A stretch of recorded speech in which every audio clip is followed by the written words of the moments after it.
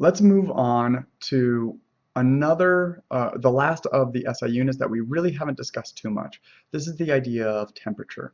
And I've told you before that there are three different units that we can put temperature: Fahrenheit, Celsius, and Kelvin. Now, Kelvin's a little bit different, so we're going to cover that on the next slide, but let's look at the equation to convert between Fahrenheit and Celsius. So, like I've said a few videos ago, the scientific community generally doesn't use the term Fahrenheit. They go to Celsius. So there's a few points on that scale that you should be familiar with. You should know that ice melts at 0 degrees Celsius.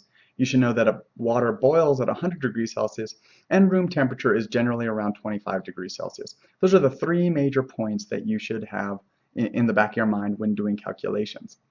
So let's see the actual equation. This is the equation that we use to calculate between Celsius to Fahrenheit.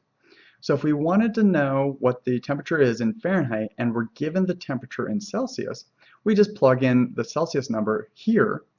We multiply by 9 divided by 5, or 1.8, and we add 32 to it. Now there is a difference, a little difficulty when talking about significant figures here. The 32 is an exact number, which means it has an infinite number of significant figures. The 9/5 is also an exact number. It has an infinite number of significant figures. Therefore, whatever the significant figures are that are present in the temperature in Celsius, that is going to be what our final significant figures are for our temperature in Fahrenheit.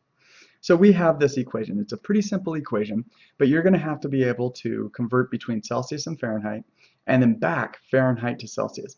And I'm only going to give you this equation on the exam or quizzes, and you're going to have to be able to manipulate it in order to calculate it in the reverse direction.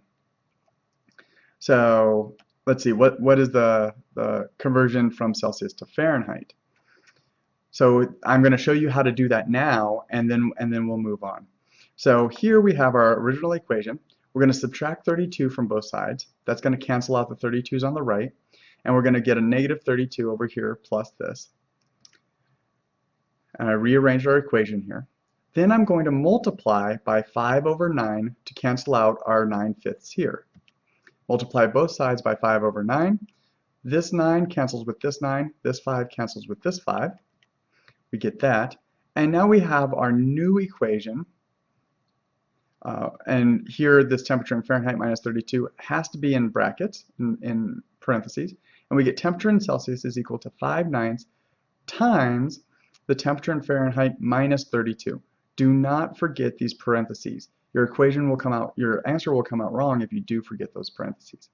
So you're going to have to be able to do that simple derivation on an exam or a quiz.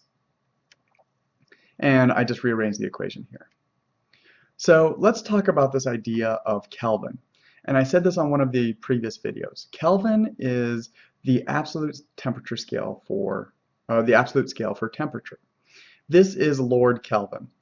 He is the one who came up with this idea of the absolute scale. He knew that there had to be an absolute scale at some point, that at some point all motion in atoms would stop.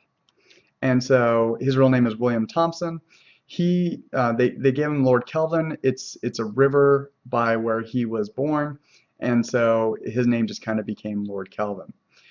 He was a master of thermodynamics, and thermodynamics really does talk a lot about the energy that's associated and energy changes that are associated with chemical reactions.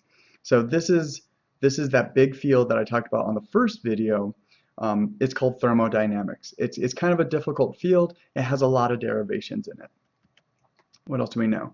He knew that there had to be an absolute scale. So let's look at how to convert between Celsius and kelvins. So the 0 point on the Kelvin scale is where no motion of atoms is detected. And we're getting really, really close to getting to there.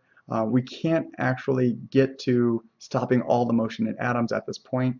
Eventually we will be able to. This is used extensively in the scientific community.